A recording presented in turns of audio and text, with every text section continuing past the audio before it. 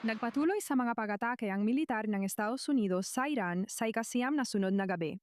Nangyari ang mga bagong pag-atake habang pauwi si Pangulong Donald Trump mula sa FIFA World Cup Finals papuntang Washington. Tinama namin sila ng matindi ulit na yung gabi. At ginawa namin iyon bilang pagpupugay sa malamang na tatlo. Malamang tatlo yun kaysa dalawa.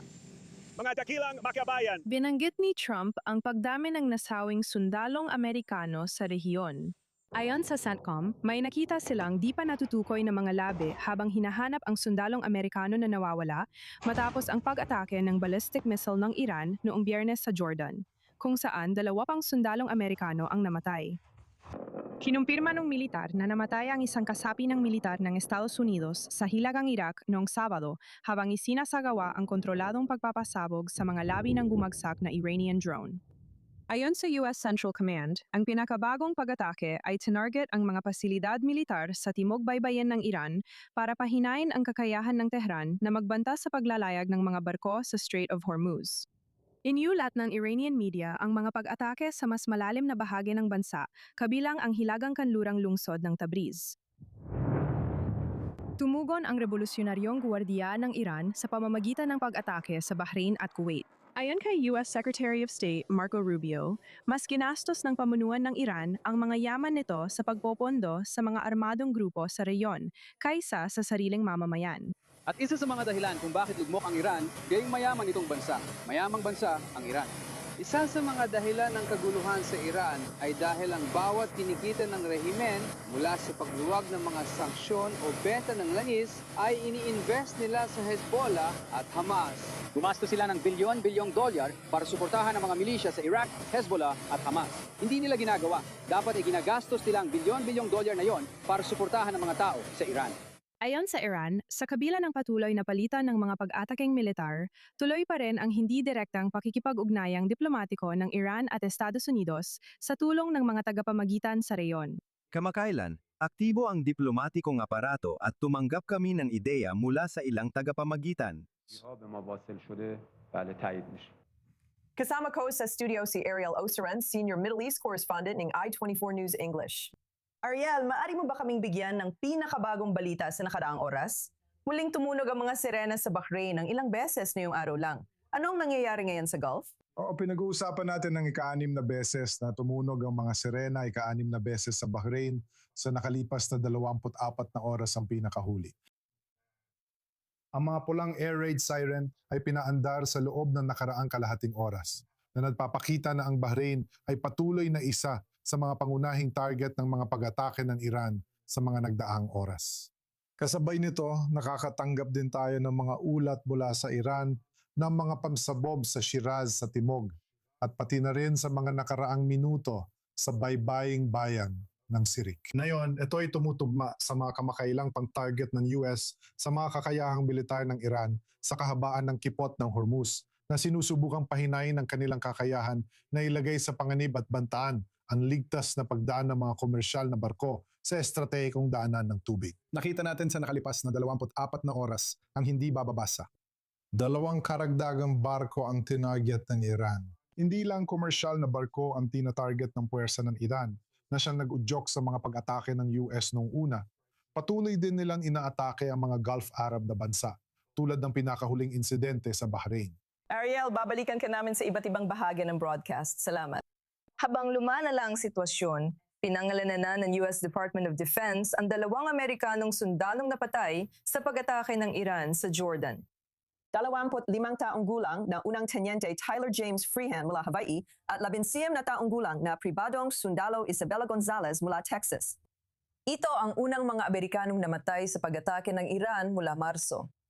Sa kabuuan, 17 Amerikanong sundalo ang napatay at mahigit 420 ang nasugatan mula na magsimula ang labanan ng huling bahagi ng Pebrero ayon sa CENTCOM. Kasama natin ngayon si Joel Rubin, Dating Deputy Assistant Secretary of State at may akda ng Saving Democratic Foreign Policy. Para talakayin pa ito. Joel, salamat sa pagsama sa I-24 News English ngayon. Naintriga ako sa susunod na mangyayari tuwing may Amerikanong namamatay. Ano ang mangyayari sa posibilidad ng kasunduan? Mas mahirap ba para kay Pangulong Trump na tanggapin ang anumang uri ng tigil putukan sa mga Iranian kung walang nakikitang konsesyon na hanggang ngayon ay hindi pa rin ibinibigay ng rehimen.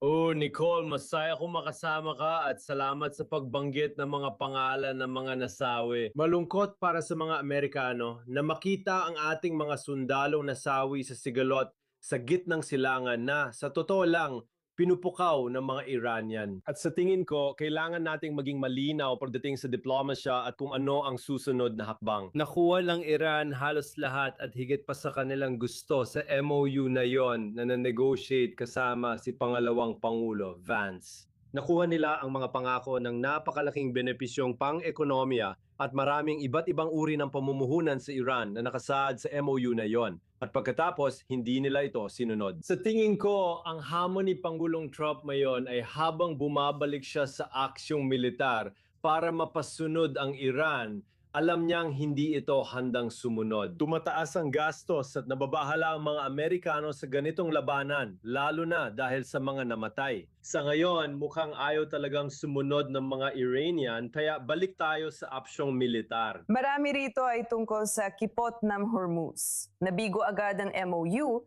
dahil tumanggi ang Iran na payagang dumaan ang mga barko roon. Habang nagpapatuloy ang Washington sa operasyon, paano nito mapuprotektahan ang sarili nitong mga Amerikanong sundalo habang binubuksan muli ang Kipot ng Hormuz nang hindi humahantong sa mas mahabang digmaan na ayaw naman na magkabilang panig? Kaya sa ngayon, napakahalaga ng sandaling ito para sa pamumuno ng Amerika sa reyon. Kapag nakikipag-usap ka sa mga lider mula sa iba't ibang bahagi ng reyon, kagaya noong nakaraang linggo na nasa isang komperensya ako sa Aspen kung saan nagsalita ang ministrong panlabas ng Jordan. Ayaw nila na ang Iran ay sumisira sa kanilang pambansang soberanya maging sa Lebanon, Jordan, Iraq, Bahrain o kahit saan pa. Totoo lahat ng bansang ito sa pakikialam ng Iran. Para sa atin sa Estados Unidos, pagkakataon nito na ipakita sa mga kaalyado kung paano natin sila sinusuportahan, tinutulungan sa missile defense at pagtama sa pinagmulan ng mga pag-atake sa kanila. At kailangan natin gawin ito ng matatag at tuloy-tuloy kasama ang ating mga kaalyado at tamaan din muli ang lugar ng Kipot ng Hormuz. Sa kasamaang palad, ayaw ng mga Iranian na payagang dumaan ang mga barko. Kaya tayo nasa ganitong sitwasyon. Kailangan nating tipunin ang mga kaalyado natin sa mundong Arabo, ipakitang suportado natin sila mula sa depensa at ituloy ang pagpuwersa sa Iran sa mga kipot.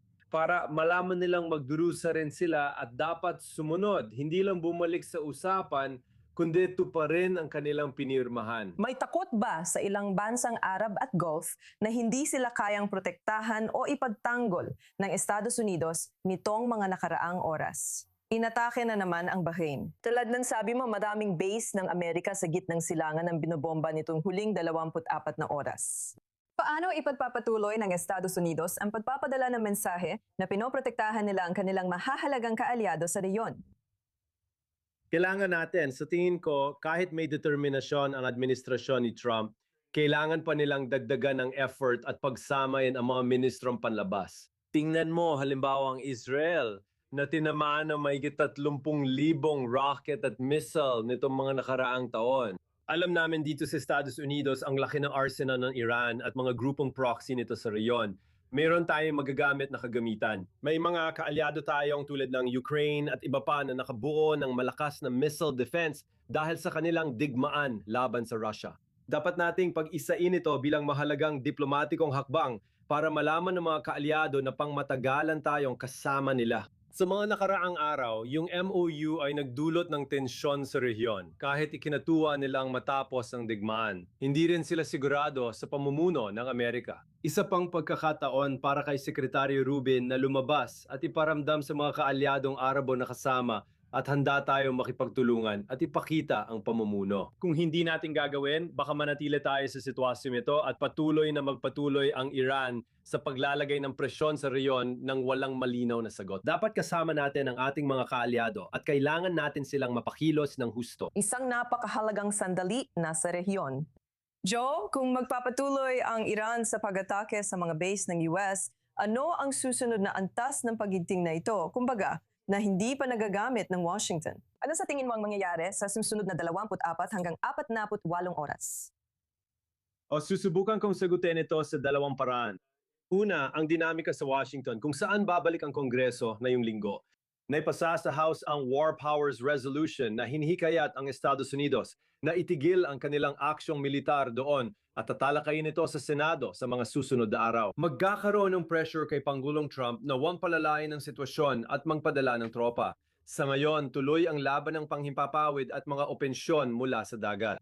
Maaring may mas mabibigat na kagamitan na maaari nating gamitin dito, mas agresibong mga armas at mga uri ng pambobomba, pero wala munang anumang operasyon sa lupa sa yugtong ito. Walang interes dun ngayon sa politika ng Estados Unidos.